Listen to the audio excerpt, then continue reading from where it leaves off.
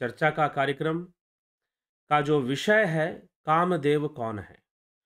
कामदेव का रहस्य। शिव कथा का एक बहुत ही महत्वपूर्ण प्रसंग है ये, कामदेव दहन, कि भगवान शिव ने कामदेव को भस्म कर दिया था। कामदेव को क्यों भस्म किया, यह कामदेव किसे कहते हैं, और कामदेव का की चर्चा जो है हमारे पुराणों में, शास्त्रों में क्यों मिलती है, किस प्रकार से मिलती है, तो आज हम इस विषय को समझेंगे। कथा का प्रसंग तो अपनी जगह पर है कि कथा में अलग अलग पुराणों के अंदर अलग अलग तरीके से बातें कही जाती है, कथा में आपको फर्क मिलेगा। लेकिन यदि आपका ध्यान सही विषय पर होगा, लक्ष्य अगर सही होगा, तो उस फर्क से कोई फर्क नहीं पड़ता, क्योंकि वो फर्क अलग अलग समय में अलग अलग लेखकों के द्वारा अलग अलग पुराणों की रचना होने के कारण, अलग अलग केंद्र बिंदु होने के कारण यह फर्क आता है। केंद्र बिंदु वैसे एक ही है, लेकिन चर्चा में जिस नाम का प्रयोग होगा उसमें अंतर जरूर आ जाता है। तो इसीलिए यह जो कथा है, कामदेव दहन की कथा, शिव महापुराण में थोड़ा सा अलग ढंग से है और रामचरितमानस में थोड़ा अलग ढंग से लिखा गया है, लेकिन दोनों जगह ही इस कथा का वर्णन निश्चय ही आता है। हाँ, और भी जैसे कथाएं हैं जो देवी भागवत महापुराण में आती हैं, श्रीमद् देवी भागवत महापुराण, उसमें देवी के जो 52 शक्तिपीठ हैं उनकी कथा आती है, लेकिन शिव महापुराण में नहीं आती है कि शिव जी ने देवी का शरीर लेकर वो चले हों। ऐसी कथा शिव पुराण में नहीं मिलती है। तो चलिए, कथाओं कथा क्या है, कथा का विषय क्या है, उससे ज्यादा महत्वपूर्ण है कि कथा का आशय क्या है। तो कामदेव दहन का यह प्रसंग जब भी हमारे मन में आता है, इसको अलग अलग तरह तरीके से लोग सुनाते हैं और अलग अलग तरीके से लोग समझते हैं। जब आप शिव विवाह प्रसंग को सुनते हैं या शिव विवाह की महिमा सुनते हैं, शिव विवाह की बहुत महिमा है।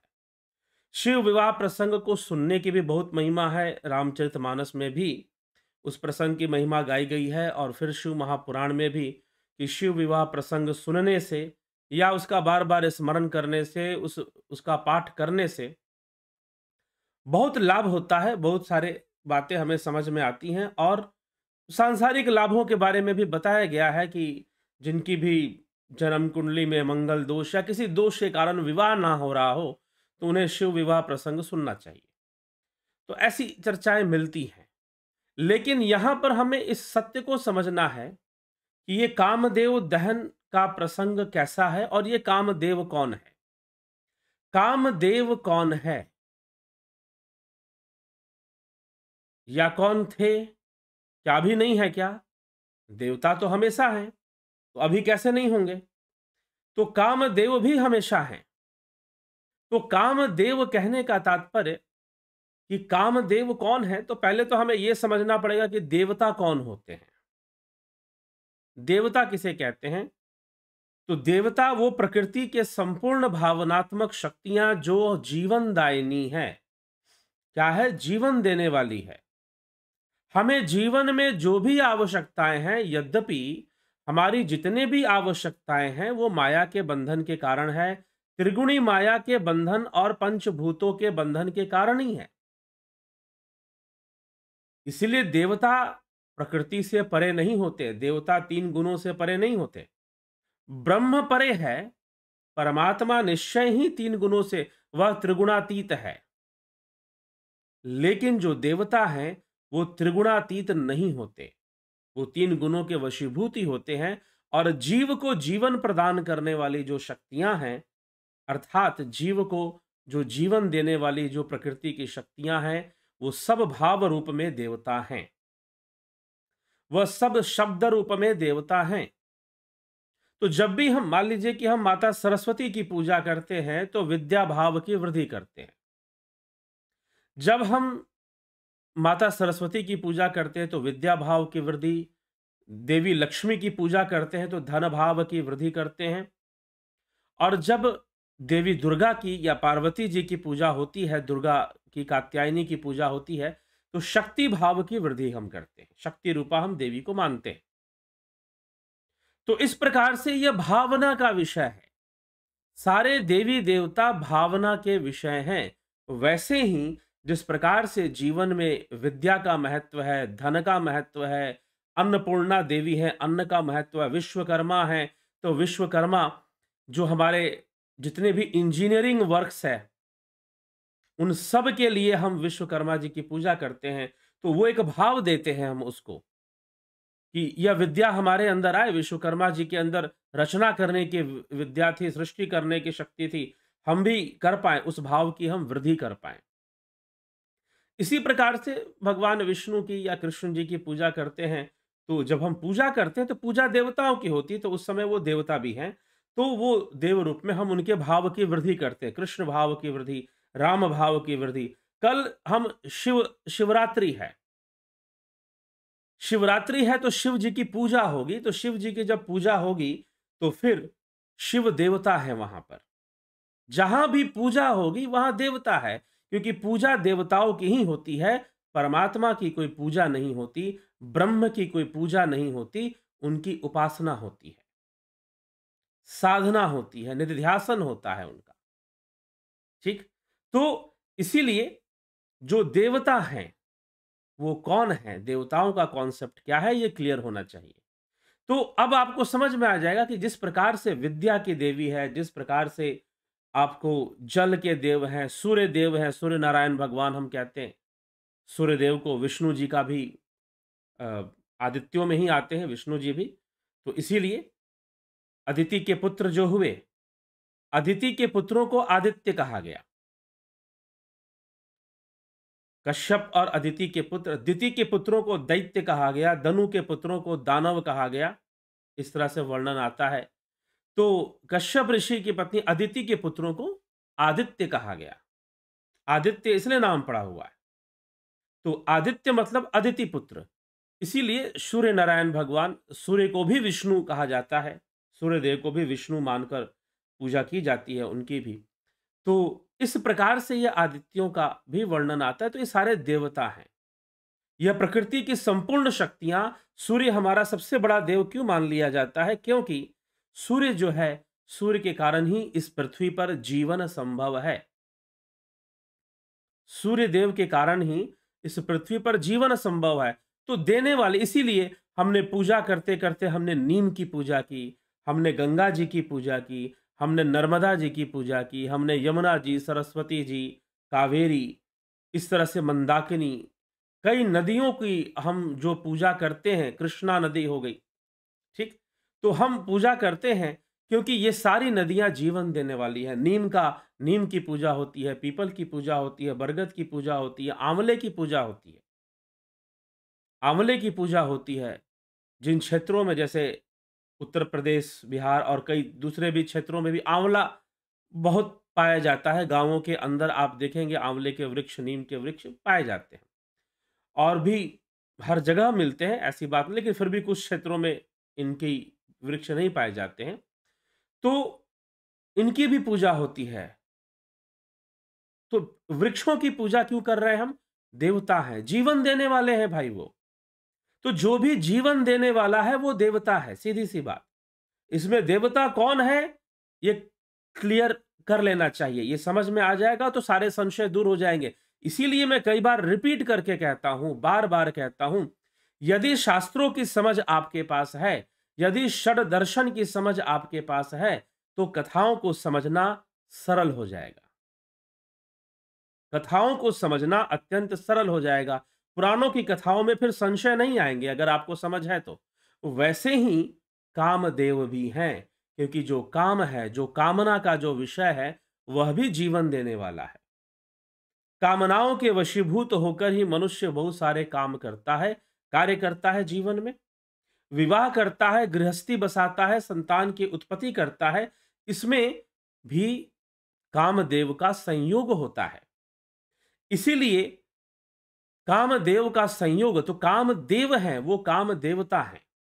लेकिन अगर देवताओं से भी गलती होती है तो उन्हें दंडित किया जाता है ब्रह्मा जी के द्वारा या शिव जी के द्वारा या फिर सप्त ऋषियों के द्वारा, ऐसा वर्णन आता है। और जो शापित देवता हैं, जिनको किसी ऋषि मुनि के द्वारा श्राप मिल गया, तो वो देवता नहीं रह जाते, उन्हें देवलोक से निष्कासित किया जाता है। वो यक्ष कहलाते हैं। वो यक्ष कहलाते हैं, उन्हें फिर यक्ष कहा जाता है, ऐसा वर्णन मिलता है। ठीक है? तो इस प्रकार से जो देवता हैं, वो प्राकृतिक भाव त्रिगुणी माया के वशीभूत हैं। त्रिगुण के अंदर जो भाव और गुण हैं, उसी का नेतृत्व करते हैं, उसी का प्रतिनिधित्व करते हैं। वो प्रतिनिधि बनते हैं उसके, तो उनको हम भाव देते हैं। और इस प्रकार से विद्या को भाव देते हैं सरस्वती जी के रूप में। काम को हम भाव देते हैं कामदेव के रूप में। तो कामदेव की कोई पूजा नहीं होती, वो एक अलग बात है। हाँ, कुछ क्रियाओं में, कुछ जगहों पर, ऐसा नहीं कि पूजा बिल्कुल नहीं होती। कुछ जगहों पर मैंने ऐसा पाया है जहां कामदेव की पूजा होती है। कामदेव के मंदिरों में भी स्थान दिया हुआ है।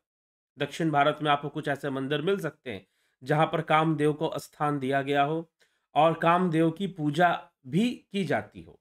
मुख्य देव के रूप में पूजा होती हो, ऐसा ना भी हो, फिर भी कामदेव के कुछ जगहों पर, बहुत कम है, लेकिन इस प्रकार से मिलता है। अब जो है कामदेव की पूजा करने का मतलब है काम भावना की वृद्धि करना, सात्विक रूप से काम भावना की वृद्धि करना। ठीक है? सात्विक रूप से काम भाव की वृद्धि करना कामदेव की पूजा कहलाएगी। लेकिन इस प्रसंग की विशेषता क्या है कि शिव विवाह होने के पहले यह घटना घटती है। शिव महापुराण की कथा यह आती है कि जिस प्रकार से देव ऋषि नारद ने कहा कि हे हिमाचल राज, तुम जो है शिव की भक्ति करो, शिव को प्रसन्न करो, और भगवान शिव को प्रसन्न कर कर वो अगर पति बन जाए, वो अगर पति बन जाए पार्वती जी की, तो निश्चय ही सारी समस्या का समाधान हो जाएगा। उनसे अगर विवाह संपन्न हो जाए, तो इसीलिए तुम ऐसा करो। और ऐसा उपदेश मिलता है किसको? पार्वती जी और उनके परिवार, उनके माता पिता को ऐसा उपदेश मिलता है, तो वो करते हैं। करते हैं, समय बीतता है, पार्वती जी युवा अवस्था को प्राप्त होती हैं, तरुण अवस्था को प्राप्त हो जाती हैं। और तरुण होने पर एक घटना घटती है। मानस में ये कथा थोड़ा सा अलग ढंग से सुनाया गया है। उसमें यह बताया गया कि पार्वती जी ने कठोर तपस्या की, उसके बाद उनकी तपस्या से शिव नहीं उठे, तो कामदेव को भेजा जाता है। कुछ ऐसी कहानी है। लेकिन शिव महापुराण में कहानी कथा का बहुत विस्तार मिलता है, तो बहुत ही विस्तार से उसको लिखा गया है। तो वहां पर चर्चा आती है कि जब पार्वती जी तरुण अवस्था को प्राप्त हो जाती हैं, उस समय हिमाचल राज्य में एक घटना घटती है कि हिमाचल राज्य के सैनिकों को और दूतों को दिखाई देता है कि बहुत सारे साधु संत गंगावतार प्रदेश में आ रहे हैं, मतलब गंगोत्री प्रदेश में आ रहे हैं। तो उन्होंने पता किया कि भाई कौन आ रहा है, और पता कर कर जाकर हिमाचल राज हिमावन को सारी सूचना दे दी कि गंगा अवतार प्रदेश में स्वयं कैलाश से चलकर भगवान शिव आ रहे हैं। और उनके साथ उनके अनुयायी, उनके जो तपस्वी ऋषि मुनि हैं और गण लोग हैं, वो सब आ रहे हैं। और वो सब यहाँ बैठकर तप करना चाहते हैं। हिमाचल राज ने कहा कि बहुत अच्छी बात है, जब भोलेनाथ कैलाशपति स्वयं आ जाए तो मुझे सूचित करना।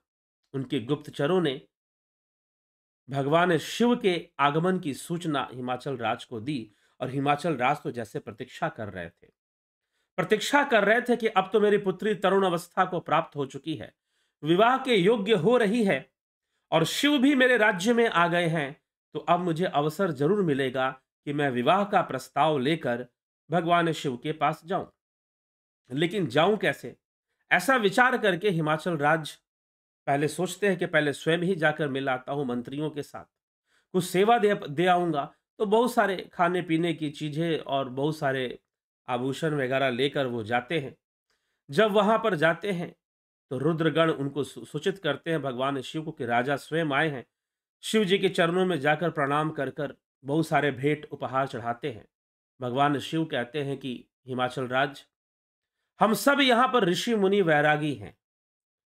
कोई यहाँ पर ये आपके वस्त्र, राजसी वस्त्र, और ये जो आपने हीरे जवाहरात और बहुत सारे माणिक और रत्न लाए हैं, इन सब का कोई यहाँ पर उपभोगी नहीं है।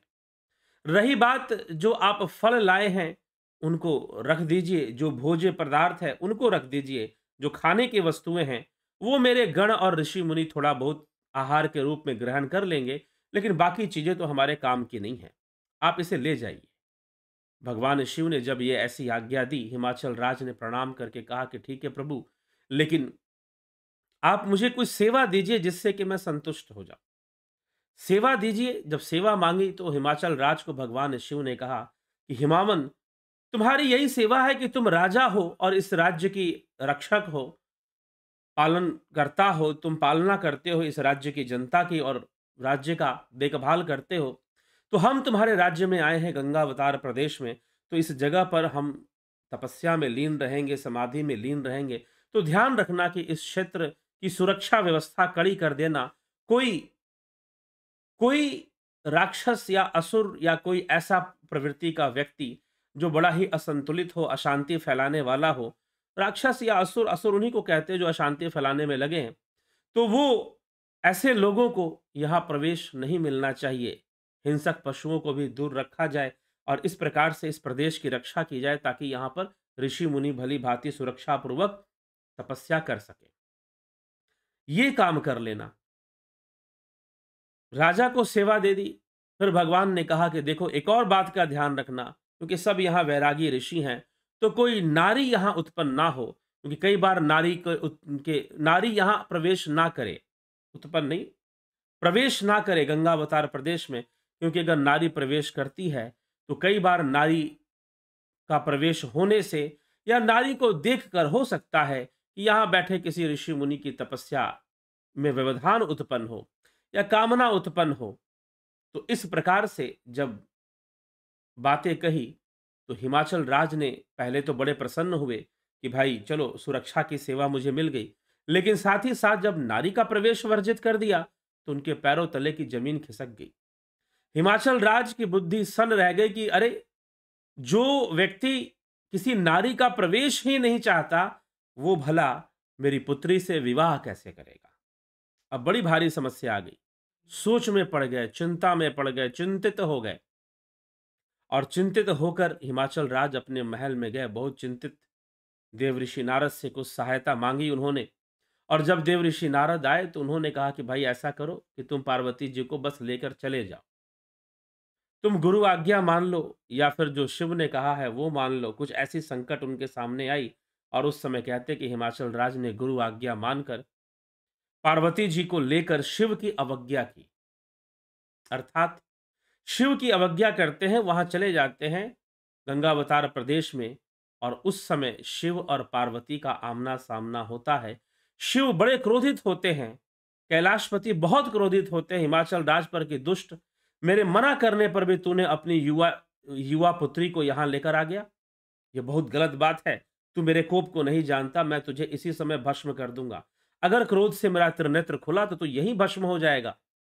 हिमाचल राज तो कांपने लगे, लेकिन उस समय शिव जी को शांत करने की पूरी जिम्मेदारी पार्वती जी ने ले ली और पार्वती जी ने शिव जी को उत्तर देना शुरू किया। क्यों महाराज, क्यों भोलेनाथ, यहां पर नारी का प्रवेश आपने क्यों वर्जित किया है?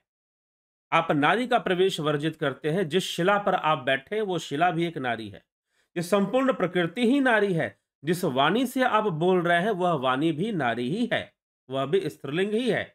तो फिर आप कैसे नारी को निष्कासित कर सकते हैं अपने गंगावतार प्रदेश से? और यह पूरा प्रदेश जिस गंगा माता के नाम पर है, वो गंगा मैया भी तो एक नारी ही है।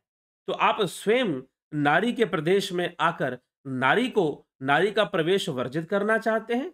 यह भला ऐसे संभव कैसे हो सकता है? ऐसा विवेक और ऐसा उत्तर सुनकर भगवान शिव बड़े प्रसन्न हुए और कहा कि पार्वती, तुम अलग हो, तुम्हारा विवेक भी अलग है, तुम्हारी सोच समझ भी अलग है। इसीलिए आज से मैं पार्वती को गंगावतार प्रदेश में आने की अनुमति देता हूं। पार्वती जी को अनुमति मिल गई और पार्वती जी और पार्वती जी की सखियां जाया करती, ऋषि मुनियों की सेवा करती, वहां पर सुबह सुबह जाती, फल फूल और बहुत सारे भोज्य पदार्थ लेकर जाती, सारा दिन रहती शिव की सेवा में और वहां से चली आती। देवता बड़े प्रसन्न थे कि भाई सब कुछ बहुत अच्छा चल रहा है। निश्चय ही इसी प्रकार से एक ना एक दिन शिव और पार्वती के मन में एक दूसरे के प्रति आकर्षण उत्पन्न हो जाएगा और जो है विवाह भी हो जाएगा। देवता बड़े संतुष्ट थे। लेकिन समय बीतता गया, 6 मास बीत गए, वर्ष भर 1 साल बीत गया, लेकिन विवाह तो दूर, शिव तो समाधि में बैठे रहते, पार्वती जी आती, सेवा करती, वहाँ के वहाँ के सभी स्थान को सफाई करना और ऋषियों के लिए भोज्य पदार्थ परोसना, ये सब कर कर वहाँ से संध्या होते ही चली जाती, सूर्यास्त के पहले लौट जाती। देवताओं को बड़ी आश्चर्य हुआ कि अभी तक तो विवाह जैसी कोई खबर तो नहीं हो रही है। अब देवता अपनी, क्योंकि देवता कौन है? फिर से समझिए, देवता कौन है? कई बार देवताओं को समझने में हम बहुत भारी गलती कर देते हैं। देवता त्रिगुणी माया का ही अंग है। देवता प्रकृति के परे नहीं है।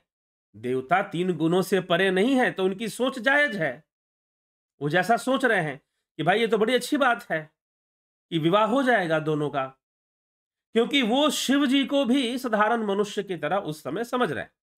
लेकिन वो देख रहे हैं कि भाई शिव पार्वती के बीच में ऐसा कुछ भी नहीं हो रहा जो विवाह कहने योग्य हो, क्योंकि उनको विवाह की जल्दी थी, क्योंकि तारकासुर एक असुर जिसने सारा संतुलन बिगाड़ के रखा था। देवता चाहते थे कि सब संतुलित हो जाए, इसीलिए वो चाहते थे कि शिव का विवाह हो और शिवपुत्र के माध्यम से तारकासुर का वध हो, और उनकी जो दासता भरी जो जीवन है, तारकासुर के दास बन चुके थे वो, उनकी अपनी शक्तियां क्षीण हो चुकी थी। तारकासुर को वरदान मिल चुका था कि उसे कोई नहीं मार सकता शिवपुत्र के अलावा। तो तारकासुर बहुत बलशाली होकर देवताओं पर बहुत सताया करता था और प्रकृति का संतुलन बिगाड़ के रखता था। इसी कारण से आवश्यकता थी कि शिवपुत्र का शीघ्र ही जन्म हो। अब देवता परेशान कि भाई, देवताओं ने सोचा कि भाई अगर ऐसा नहीं होगा तो बड़ी मुसीबत आ जाएगी, इसका उपाय क्या हो सकता है? कि देवताओं ने सोचा कि प्रत्येक जीव जो भी देह धारण करता है सब तो काम के वश में होते ही है, कौन काम के वश में नहीं होता। तो काम का एक संतुलित प्रसार था, काम का एक संतुलित प्रसार था, और निश्चय ही संसार में व्यक्ति जो विवाह करता है वो काम के वशीभूत ही करता है, उसके पीछे एक काम भावना जरूर होती है, अपनी काम तृप्ति की एक आशा जरूर होती है कि वह विवाह करके अपनी काम की तृप्ति करेगा, अपनी कामना की तृप्ति करेगा। तो यह एक उद्देश्य जरूर होता है विवाह करने से पहले। तो देवताओं ने सोचा कि व्यक्ति विवाह करता है, चलिए ठीक है, विवाह का मात्र कामना तृप्ति ही उद्देश्य तो नहीं होता, संतान की प्राप्ति हो गई और दूसरे कई 2 परिवारों का संबंध बनता है, एक सामाजिक जीवन शुरू होता है, एक संतुलित जीवन शुरू होता है। तो गृहस्थ जीवन के बहुत सारे मायने हैं। सिर्फ ये समझ लेना कि गृहस्थ जीवन का उद्देश्य भोग है या गृहस्थ जीवन का उद्देश्य स्त्री पुरुष का संग है, अगर व्यक्ति ये समझता है तो वो अभी सही से नहीं समझता कि गृहस्थ जीवन क्या है। गृहस्थ जीवन क्या है वो अभी सही से नहीं समझता है इस बात को। तो इसीलिए मात्र कामना पूर्ति ही विवाह का उद्देश्य तो नहीं होता, लेकिन फिर भी यह एक प्रधान उद्देश्य अवश्य होता है। तो देवता जानते हैं भाई, कोई शादी ब्याह क्यों करता है? सीधी सी बात है, शादी ब्याह होता है तो क्या होता है? मेल मिलाप कराया जाता है, लड़का लड़की को पसंद करता है, लड़की लड़का को पसंद करता है, लड़का देखता है कि भाई लड़की सुंदर है नहीं है, मेरे अनुसार है नहीं है, मेरे साथ रह पाएगी नहीं रह पाएगी। लड़की भी देखती है कि भाई लड़का जो है उसी प्रकार से सुंदर हो, उसी प्रकार से अच्छा हो, और उसे वो विश्वास दिला पाए कि हाँ वो उसे खुश रखेगा। तो कहीं ना कहीं इन सभी प्रक्रियाओं के पीछे, या फिर जो प्रेम प्रसंग चलते हैं युवा होने पर, उन सब के पीछे कामदेव का एक विशेष हाथ तो होता ही है, काम भाव का एक विशेष हाथ तो होता ही। और देवता भी स्वाभाविक रूप से वैसा ही सोच रहे हैं कि भाई अगर शिव और पार्वती का विवाह संभव नहीं हो पा रहा है तो इसका कारण है कि शिव के मन में काम उत्पन्न नहीं हो रहा है। अगर शिव के मन में काम उत्पन्न हो जाए और उस समय पार्वती जी उनके सामने चले जाएं, तो पार्वती जी के सौंदर्य और उनके यौवन को देखकर शिव जरूर आकर्षित हो जाएंगे और काम के वश में होकर वो विवाह कर लेंगे। देवताओं ने सीधा सीधा सोच लिया, जैसा कि सोचा जाता है संसार में, जैसे लोग सोचते हैं वैसे वैसे ही देवताओं ने सोच लिया। और उनका सोचना भी बिल्कुल समझिए कि स्वाभाविक था, बड़ा ही प्राकृतिक था उनका सोचना, क्योंकि देवता 3 गुणों से परे नहीं है, देवता प्रकृति से परे नहीं है। ठीक, तो उनका सोचना भी बिल्कुल गलत नहीं था। उन्होंने वैसे ही सोचा जैसे वो खुद थे, उन्होंने वैसे ही सोचा जैसे वो स्वयं थे। इसीलिए उन्होंने कामदेव का आवाहन किया। वास्तव में जब हम कहते हैं कामदेव को भेजा, तो शिव जहां पर थे वहां पर काम भाव का प्रसार करना एक तरह से शुरू कर दिया। तो अब कामदेव को बुलाया गया और कामदेव से कहा गया कि ऐसी ऐसी बात है और शिव को विवाह के लिए विवश करना है। तुम ही कर सकते हो, क्योंकि स्त्री पुरुष का संग तो निश्चय ही काम के वशीभूत होता है। स्त्री पुरुष का संग तो निश्चय ही काम के वशीभूत होता है। तो शिव पार्वती का मिलन भी इसी कारण से होगा। इसलिए हे कामदेव, तुम भी जाओ और शिव के ऊपर अपने काम बाण का संधान करो, अपना प्रभाव बढ़ाओ और प्रभाव बढ़ाकर कामदेव शिव को अपने वश में करके भगवान शिव को उनको विवाह के लिए विवश कर दो। जैसे ही वो तुम्हारे वश में होंगे, और कामदेव ने पहले तो कथा के अनुसार, कामदेव ने शिव महापुराण की कथा के अनुसार ही मैं अभी सुना रहा हूं, तो उसमें कामदेव पहले तो तैयार नहीं होता, लेकिन सबका हित देखकर वो जाने के लिए तैयार हो जाता है कि चलो ठीक है, अगर सबका इसमें हित है तो मैं जाऊंगा। हाँ, मेरे ऊपर मुझे खतरा जरूर है, लेकिन फिर भी वो खतरे को मोलने के लिए तैयार हो जाता है और कामदेव चल पड़ता है। और कामदेव के चलने से वो पूरी पृथ्वी का परिक्रमा कर जाता है। कहते हैं कि पूरी संसार का एक एक जीव काममय होने लग जाता है। काम भावनाओं की अति वृद्धि हो जाती है। काम भावनाओं की अति वृद्धि हो जाती है और फिर गंगावतार प्रदेश में जाकर प्रातः काल सुबह सुबह जो है, कामदेव वहां पर पार्वती जी जैसे ही गंगावतार प्रदेश में भगवान शिव के समक्ष प्रस्तुत होती हैं, ठीक उसी समय कामदेव शिव के वक्षस्थल पर काम बाण का संधान करता है। एक बाण चलाता है, उसके एक बाण से संपूर्ण विश्व ही काम के वश में हो जाता है। दूसरे बाण से जो बच गए, बच कौन गए? जो तपस्वी थे, ज्ञानी थे, वो बच गए, विवेकी थे, तो उनका भी विवेक दहन हो जाता है, विवेक खत्म हो जाता है, वो भी काम के वश में हो जाते हैं। अब कोई बचा तो मात्र समाधि में बैठे हुए योगी बच गए, जो शिव के ध्यान में बैठे थे, आत्म ध्यान में बैठे हुए थे, आत्मा में लीन थे, ब्रह्म में लीन हो रहे थे। वैसे योगी बचे हुए थे। लेकिन जैसे ही तीसरे बाण का संधान किया, तो कहते हैं कि इस बार जब विश्वनाथ ने देखा, कैलाशपति ने देखा कि भाई ये तो गड़बड़ हो रहा है, ये तो पूरा संतुलन ही बिगाड़ दिया। तो इतनी किसी भी चीज की अति घातक होती है। तो जैसे संतुलन बिगड़ने लगा, तो उस समय भगवान शिव के दोनों नेत्र नहीं खुले, ये दोनों नेत्र बंद रह गए। सीधा तीसरा नेत्र ही खुलता है और उस तीसरे नेत्र से जो ज्वाला प्रकट होती है, उसमें कामदेव भस्म हो जाता है। कामदेव भस्म हो जाता है। अब कामदेव भस्म हो गया। कुछ लोग इस कथा को ऐसे लेते हैं जैसे कि शिव काम के वश हो गए। शिव जी भले भस्म कर दिया उन्होंने, लेकिन वो भी काम के वश हो गए थे, कुछ ऐसा मानते हैं। शिव महापुराण की कथा कहती है कि शिव उसी समय गंगावतार प्रदेश को त्याग देते हैं और कैलाश पर चले जाते हैं। ठीक बिना समय वहां से लगाए वहां से अंतर्धान हो जाते हैं। और तब पार्वती जी बहुत विलाप करती हैं, बहुत रोती हैं, देवताओं को बहुत कोसती हैं कि देवताओं ने मेरा सारा काम खराब कर दिया। ऐसे कथा आती है। लेकिन मानस की कथा थोड़ी सी इसमें भिन्नता है। तो भगवान शिव तो गंगा अवतार प्रदेश छोड़कर कैलाश चले गए। उनके जितने रुद्रगण और तपस्वी ऋषि थे वो भी चले गए, सबके सब चले गए, कोई वहां नहीं रहा। और कामदेव भस्म हो गया। कामदेव की पत्नी रति बहुत विलाप करने लगी।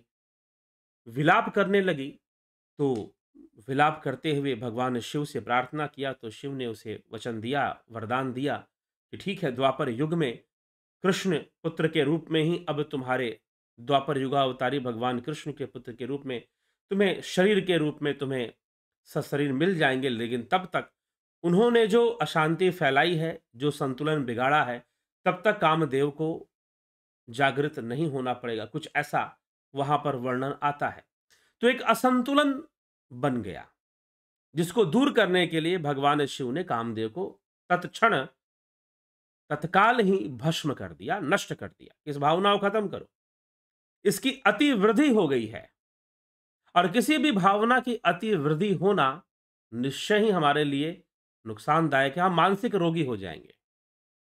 अगर अति वृद्धि हो जाएगी तो मानसिक रोगी हो जाएंगे। अगर कामुकता की अति वृद्धि हो गई तो मानसिक रोगी हो जाएंगे। अगर लोभ लालच की अति वृद्धि हो गई तो भी मानसिक रोगी हम हो जाएंगे।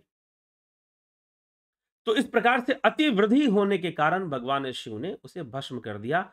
लेकिन शिव क्या काम के वश में हुए? कुछ लोगों का मानना है ऐसा। वैसी व्याख्या कर देते हैं। लेकिन शिव काम के वश में नहीं हुए, शिव ने तो कामदेव को भस्म ही कर दिया। शिव ने तो कामदेव को नष्ट ही कर दिया, तो फिर मतलब ही नहीं उठता। तो इसीलिए अब यहां पर एक और बात आ जाती है। कामदेव, पहली बात तो कि शिव को कामदेव को भस्म करना या काम रिपु कहलाए। भगवान राम को भी लोग काम रिपु कहते हैं, शिव को भी काम रिपु कहते हैं, मतलब कामदेव के शत्रु कहते हैं। क्यों? क्योंकि ये कामनाओं को बढ़ाने वाले देवता हैं, और जब असंतुलित हो जाते हैं तो व्यक्ति को असुर बना देते हैं, पाप में लिप्त कर देते हैं। इसीलिए शिव विवाह की सबसे बड़ी विशेषता क्या है? शिव विवाह की सबसे बड़ी विशेषता यह है कि जहां पर संसार में साधारण मनुष्य जब विवाह करता है तो वो कामदेव को जागृत करता है, अर्थात काम भावनाओं की वृद्धि कर लेता है, और काम भावनाओं की पूर्ति हेतु वह विवाह करता है। लेकिन जब शिव विवाह होने वाला है तो शिव विवाह की विशेषता है कि यह, इसके पहले कामदेव जो कामनाओं के देवता हैं वो भस्म हो चुके हैं। इसका तात्पर्य है कि शिव पार्वती विवाह काम के वशीभूत नहीं हुआ था, उसके पीछे कामनाएं लक्ष्य नहीं थी। यही इस विवाह की दिव्यता। इसीलिए शिव विवाह प्रसंग जब भी सुने तो उसके पहले काम दहन का प्रसंग जरूर सुनना चाहिए। तब शिव विवाह की महानता समझ में आएगी, तब शिव विवाह का महत्व समझ में आएगा। नहीं तो लगेगा जैसे साधारण स्त्री पुरुष विवाह करते हैं वैसे शिव जी और पार्वती जी ने कर लिया होगा। और जहां ऐसा लगेगा कि आपने शिव और पार्वती के मिलन को साधारण नर नारी का मिलन अगर समझ लिया तो उससे बड़ा पाप नहीं होगा। फिर उसके उस पाप के अभागी बनेंगे। इसलिए गोस्वामी जी कहते हैं, भवानी शंकरौ वंदे श्रद्धा विश्वास रूपिणो याभ्याम बिना न पश्यन्ति सिद्धा स्वांत स्थमीश्वरम। भवानी जी श्रद्धा रूप हैं और शिव जी विश्वास रूप है। श्रद्धा विश्वास का मिलन ही भवानी शंकर का वास्तव में मिलन है, ऐसा समझना चाहिए। इसीलिए साधारण नर नारी के विवाह के समान शिव विवाह को नहीं समझना चाहिए। अगर समझने की कोशिश करते हो तो बहुत भारी गलती करते हो और पाप के भागी बनते हो। इसीलिए कामदेव दहन का प्रसंग समझ लेने से, कि कामदेव का दहन पहले हुआ फिर विवाह हुआ, फिर विवाह संपन्न हुआ, इसका मतलब कि शिव और पार्वती का विवाह काम के वशीभूत नहीं हुआ। जैसे कि साधारण मनुष्य का विवाह संसार में कामनाओं के वशीभूत ही होता है। कहीं ना कहीं काम भाव, कहीं ना कहीं वाली कोई बात नहीं है। निश्चित रूप से काम एक उद्देश्य रहता ही है उसके पीछे। काम भी एक पुरुषार्थ है, धर्म अर्थ काम मोक्ष। हम्म? तो यह भी एक पुरुषार्थ है, ठीक है, परंतु इसका संतुलन जरूरी है। असंतुलित रूप में यह मनुष्य को असुर बना देता है, अर्थात संतुलन बिगाड़ देता है असंतुलित रूप में। इसीलिए इसका नियंत्रण और इसके पूजा का विधान विशेष नहीं बनाया गया, क्योंकि पूजा करने से जिस भी देवी देवता की पूजा करते हैं आप, उसके भाव की वृद्धि हो जाती है, उसके भाव की वृद्धि हो जाती है। तो कई लोग पूछते हैं कि क्या कामदेव के भी मंदिर है, उनकी भी पूजा होती है? कहीं कहीं पर मैंने ऐसा सुना है कि मंदिर पाया जाता है। पहाड़ी क्षेत्रों में भी कहीं कहीं पर ऐसा एक दो उदाहरण सुनने को मिला है। लेकिन फिर भी ऐसी पूजा नहीं होती है। जैसे ब्रह्मा जी के कहीं कहीं मंदिर है, हर जगह मंदिर नहीं है, और कहीं कहीं ही पूजा होती है, वैसे ही जो है कामदेव की शायद ही कहीं कुछ मंदिर उपस्थित हैं जहां उनकी एक औपचारिक पूजा होती है। लेकिन वैसे नहीं होती है, क्योंकि काम भाव की वृद्धि, पूजा के द्वारा काम भाव की वृद्धि की जाती है अगर कामदेव की पूजा करेंगे तो। इसीलिए उसकी वृद्धि ना हो, वह विषय संतुलन में रहे, उसको संतुलन में रखने के लिए ही शिव ने कामदेव को भस्म कर दिया, और भस्म करने के बाद विवाह किया। तो यह इस बात का प्रमाण है कि कामनाओं के वशीभूत शिव ने विवाह नहीं किया, कामनाओं के वशीभूत नहीं किया। तो अब किसके वशीभूत किया जी? किसके वशीभूत किया? तो किसके वशीभूत किया विवाह? तो तपस्या के वशीभूत, क्योंकि शिव तपस्या से ही प्रसन्न होते हैं। तो पार्वती जी ने जो कठोर तपस्या की, उस कारण से शिव जी विवाह के लिए तैयार होते हैं, उस कारण से शिव जी विवाह के लिए तैयार होते हैं। पार्वती जी की कठोर तपस्या को देखकर तप के वशीभूत होगा। तपस्या से गोस्वामी जी लिखते हैं कि तपस्या से तुम ब्रह्मा, विष्णु, महेश तीनों को अपने वश में कर सकते हो। तपस्या से ही ये धरती चल रही है। तपस्या से ही सब कुछ बन रहा है। अगर सृष्टि हो रही है तो वो भी ब्रह्मा के तप से हो रही है। तपस्या से ही धरती टिकी हुई है, ऐसे वर्णन मिलता है। हर ग्रह तपस्या कर रहे हैं। ये पृथ्वी भी अपनी तपस्या में लगी हुई है। वैसे ही तप के प्रभाव को माना गया है और तप के वशीभूत ही शिव पार्वती जी के वश में होते हैं, ना कि काम के वश में। ठीक है, तो यह समझना चाहिए। इसीलिए जो लोग ऐसी मानसिकता रखते हैं कि शिव तो कामदेव के वशीभूत, और जिन्होंने ऐसा रखा, किसने रखा? जैसे कि नारद जी ने रखा। साधारण मनुष्य के लिए ये कह पाना कि मैंने कामदेव पर विजय प्राप्त कर लिया, वो एक समय के लिए हो सकता है। जैसे देव ऋषि नारद ने कहा कि मैंने एक समय पर कामदेव के लिए विजय मैंने प्राप्त कर लिया। तो उनको लगा कि मैंने हमेशा के लिए ही विजय प्राप्त कर लिया और अपना अहंकार प्रदर्शन करने लगे। कथा आती है, शिव जी से जाकर कह दिया, फिर विष्णु जी से जाकर कह दिया, तो पता चलता है कि देव ऋषि नारद कहीं विश्व मोहिनी के चक्कर में पड़ गए, किसी राजकुमारी से विवाह करने के चक्कर में पड़ गए और भगवान के पास चले गए हरिमुख मांगने के लिए। तो ये घोषणा मत करो कि तुमने कामनाओं पे विजय प्राप्त कर लिया या तुमने कामदेव पर विजय प्राप्त कर लिया। इसकी घोषणा नहीं होती, ठीक है? और घोषणा करने वाले फिर कहीं ना कहीं फंस जाते हैं, उलझ जाते हैं। देव ऋषि नारद, तो काम के प्रभाव को बताया गया है कि भाई देव ऋषि नारद नहीं बच सकते तो आप कौन हो के बच जाओगे? देव ऋषि नारद नारद नहीं बच सकते तो आप कौन हो बच जाओगे? लेकिन आप अपना महिमा मंडन मत करो। आप अपना महिमा मंडन उस तरह से मत करो कि आपने काम पर विजय प्राप्त कर लिया। आप बहुत बड़े हो गए और बहुत बड़े तपस्वी हो गए, बहुत बड़े सिद्ध हो गए। तो ऐसा महिमा मंडन ना करो, या अभिमान तुम्हें ले डूबेगा। जैसे नारद जी को की स्थिति हो गई, वैसे तुम्हारी भी स्थिति बननी शुरू हो जाएगी। इसीलिए शिव ने कामदेव को भस्म किया, ना कि कामदेव के वश में हो गए। ऐसा कभी सोच नहीं रखना चाहिए। और तभी शिव की कृपा प्राप्त होती है, तभी शिव विवाह समझ में आ सकता है कि शिव विवाह का आध्यात्मिक रहस्य क्या है। तो आध्यात्मिक रहस्य तो कल भी हम चर्चा में लेंगे। कल पार्वती जी की तपस्या और मानस के अंदर जो कामदेव की जो कथा है, उसमें थोड़ी सी अलग ढंग से है। उसमें गंगावतार प्रदेश का वर्णन नहीं मिलता है, सीधा जो है कि कामदेव को भस्म किया, तभी शिव उठते हैं और तब जाकर सारे देवता विवाह के लिए प्रार्थना करते हैं। विष्णु जी जाते हैं, तब जाकर शिव मानते हैं और विवाह के लिए तैयार होते हैं। ऐसे कुछ कथा आती है इस प्रकार से। तो एक ही जैसी कथा है, थोड़ा-सा भेद ज़रूर मिलता है, लेकिन दोनों ही में विवाह से पूर्व कामदेव को भस्म करने की कथा है। तो इन इन दोनों कथाओं को जोड़ दीजिए, एक ही कथा है ये। शिव विवाह तभी संभव है जब कामदेव भस्म हो जाएँ। इसलिए शिवरात्रि शिवरात्रि वैराग्य का पर्व है। शिवरात्रि ज्ञान का पर्व है। ठीक?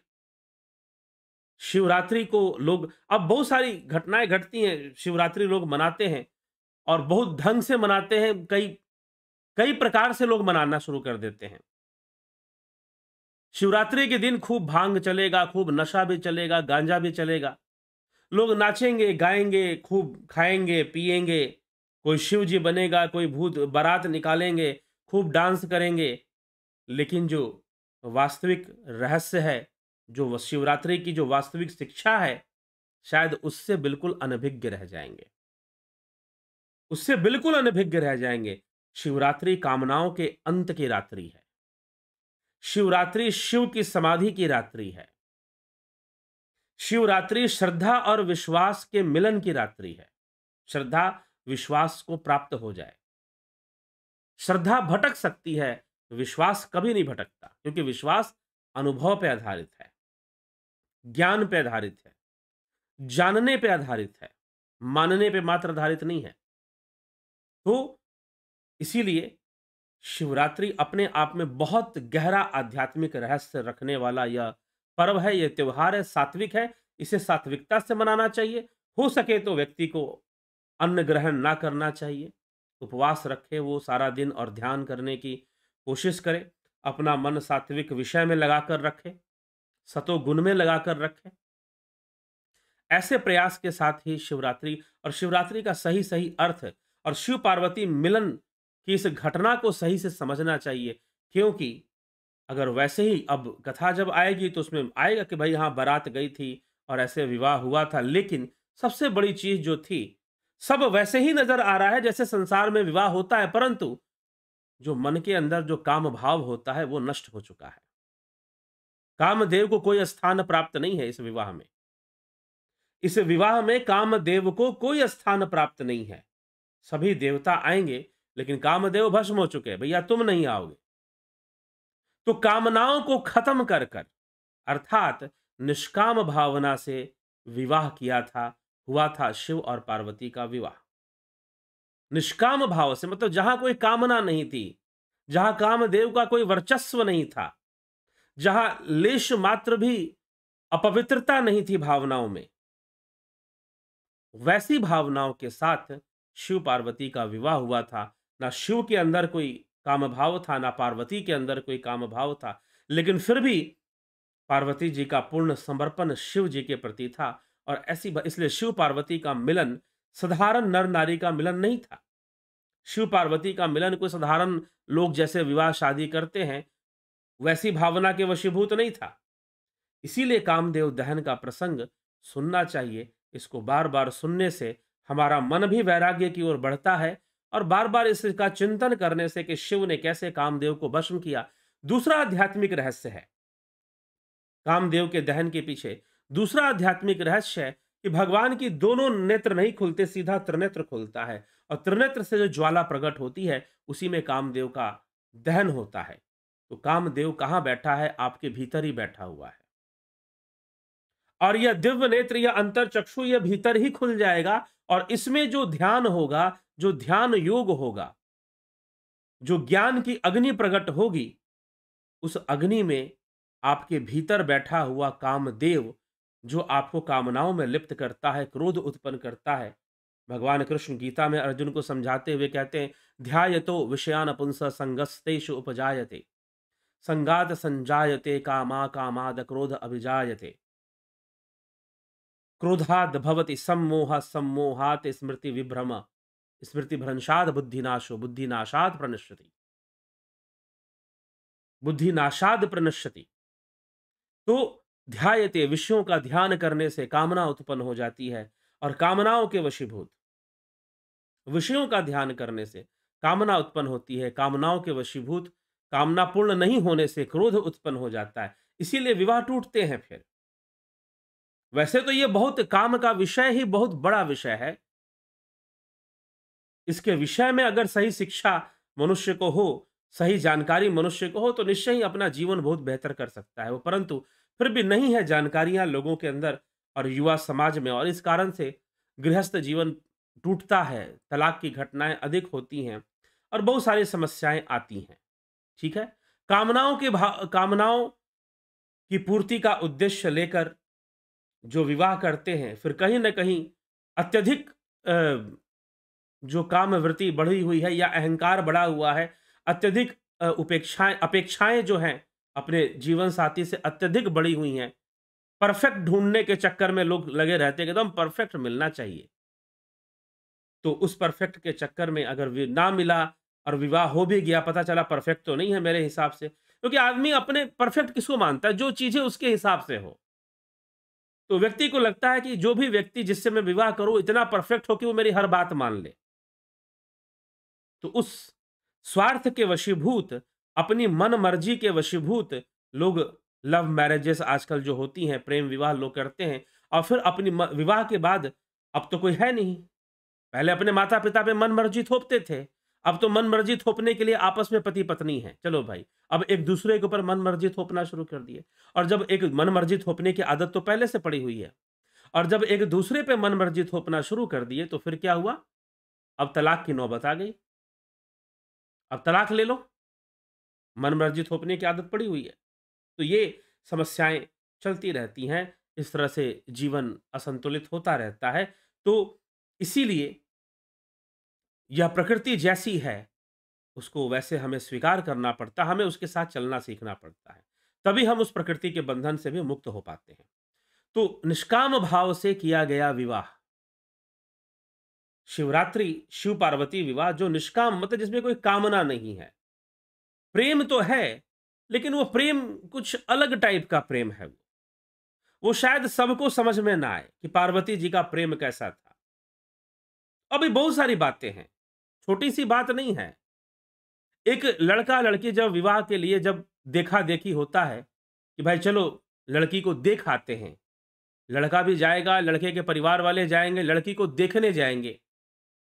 लड़की वाले भी अपनी पुत्री को सजा-धजा कर सामने प्रस्तुत कर देंगे, कि भैया देख लो, पसंद आए तो बता देना। विवाह करोगे, नहीं करोगे, लड़की भी देख लेगी लड़का पसंद आया कि नहीं पसंद आया, तो लड़का भी अपना जो है फेशियल वगैरह करा कर जाएगा, लड़की भी पूरा सज-धज के जाएगी, क्योंकि सौंदर्य महत्वपूर्ण है। विवाह में सौंदर्य बहुत बड़ा महत्वपूर्ण विषय है।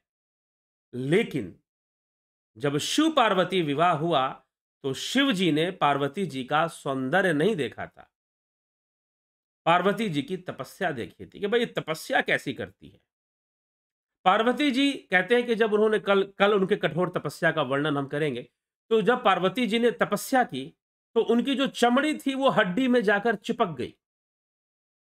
अन्न छोड़ दिया, फिर फल कंदमूल खाने लगे तो कंदमूल और फल भी छोड़ दिया, पत्ते खाने लगे, फिर पत्तों का भी त्याग कर दिया, तो पार्वती जी का नाम पड़ गया अपर्णा, पत्तों का त्याग करने के कारण।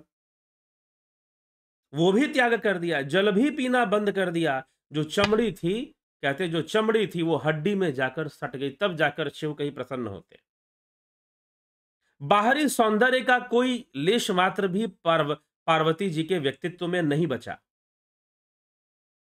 बाह्य सौंदर्य कुछ नहीं बचा, बस था तो उनका तपोबल था, उनकी तपस्या थी।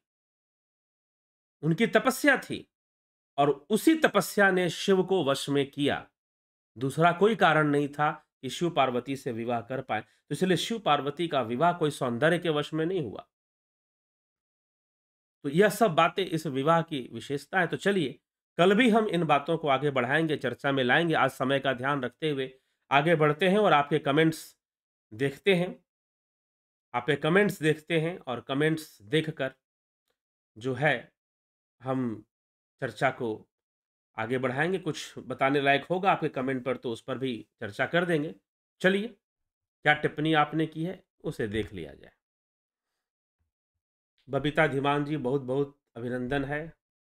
जगत नारायण जी बहुत अभिनंदन। सविता नायक जी असित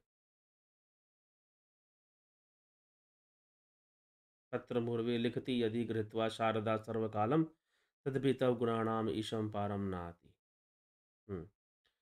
प्रणाम। तुलसी जी ने सीता विवाह में पार्वती को बताया और वनवास में सती जी को समझ नहीं आता, कृपया बताएं। सीता विवाह में पार्वती को बताया, कहाँ सीता विवाह में पार्वती को बताया, मतलब कैसे? और वनवास में सती जी को, वन सती तो वो गई थी परीक्षा लेने के लिए, ठीक है। सती जो है परीक्षा लेने के लिए गई थी। अब सीता विवाह में किसमें बताया, चौपाइयाँ आएँगी आपको पता चल जाएँगी।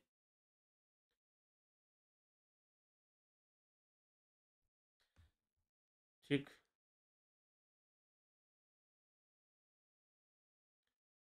गुरुदेव प्रणाम। क्या पहले पर्वत मनुष्य रूप में? पर्वत राज थे, पर्वत थोड़ी ना थे, पर्वत राज, ठीक है। पर्वत राज पर्वतेश्वर जो है आपको पोरस को भी कहा जाता है। जो पोरस राजा हुआ उनका भी नाम पर्वतेश्वर था, पर्वतों के राजा वो भी थे, ठीक है।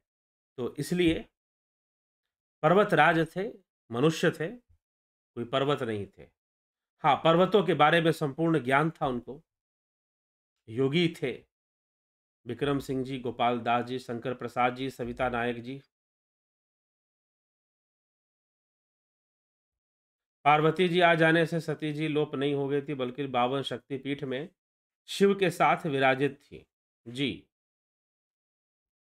विनोद कुमार सूद जी, गणेश पवार जी, विक्रम सिंह जी, माधुरी कोल्हे जी, स्मिता सावंत जी, नवज्योति नाथ जी, रामविलास जी, चितरंजन बरुआ जी, जलाराम रायका, भूप सिंह, रमेश पेशवानी, राजू पाल, जय श्री राम, पंकज सोनी, बंधु राव, गोविंद प्रसाद नीमा, रामविलास जी, विष्णुचंद्र मौर्य, रूपलाल विश्वकर्मा, शिवम भट्ट, अमन कक्कर, रचना आर के ठाकुर, विशाल, अभिनंदन है।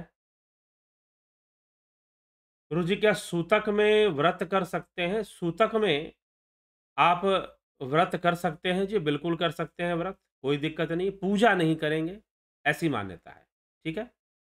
पूजा नहीं करेंगे, लेकिन व्रत कर सकते हैं आप, ठीक? ध्यान कर सकते हैं, योग कर सकते हैं, कीर्तन कर सकते हैं, लेकिन पूजा नहीं करेंगे। पिंटू, व्रत मतलब उपवास जो रखना है, अन्न जल का त्याग जरूर कर सकते हैं। पिंटू वासवा जी, अर्जुन भाई चौहान जी, राकेश मराठे जी, खीम सुनार जी, प्रभु लाल जी, उषा श्रीवास्तव जी, विंदेश्वरी मिश्रा जी, जय श्री राम, पदम परम आदरणीय प्रभु जी सादर, ठीक है। गौरव सिंह जी, विक्रम सिंह जी, बहुत अभिनंदन है। राम विलास जी,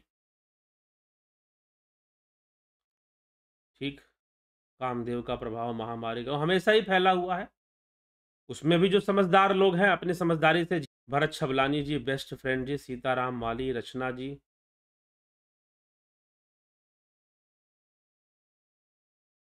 कल शिवरात्रि है, हम सभी इस दिन का पूरा लाभ उठा सके, कृपया आप हम सबका मार्गदर्शन करें। जरूर लाभ उठाइए, ध्यान करिए, साधना कीजिए, पूजा करिए। मोहन रावत जी, बिसलाल बहादुर सिंह जी, मधु अवस्थी जी, बहुत अभिनंदन है। पूनम सिंगला जी, एके त्यागी, कन्हई कुमार, यश सेठ, एम के सेठ जी, पाथू जी ठाकुर, अवनीश प्रजापति, अशोक शिवश, पूनम सेठी, शिव मीन्स परम तत्व और देवता, ठीक। शिव देवता भी है, परम तत्व तो फिर आत्मा है।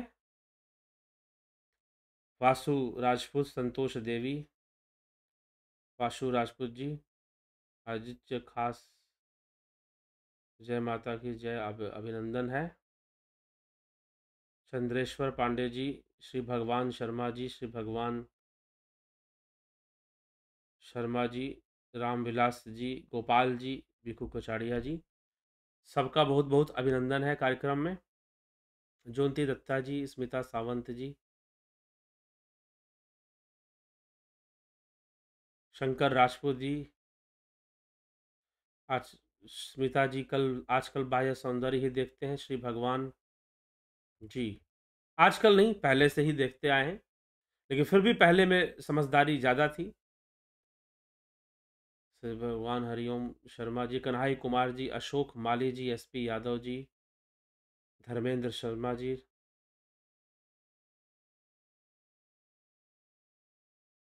ठीक। शिव रावण जब शिवलिंग लंका ले जा रहा था तब गणेश को बताया था, कैसे गणेश को बताया था मतलब क्या कहना चाहते हैं, कौन सी बात? सत्य दर्शन संयम का दर्शन में जब आपकी सत्संग देखता हूँ, मुझे समय की वान नहीं होता, आशा क्यों लगता है, 15 मिनट लगता है घंटा को देखता। चलिए जी, अच्छी बात है, अगर इतनी प्रीति आपकी सत्संग में और विचारों में है तो बहुत ही अच्छी बात है, ऐसा सबके भीतर तो नहीं हो पाता। प्लीज एक्सप्लेन पार्वती शिव का अर्धनारेश्वर रूप। पार्वती शिव का नहीं, शिव का अर्धनारेश्वर रूप, ठीक है। हाँ, शिव का अर्धनारेश्वर रूप, या फिर कहिए कि पार्वती जी का एक ही है वो, या तो पार्वती जी का अर्धनारेश्वर मानिए या शिव जी का कहिए।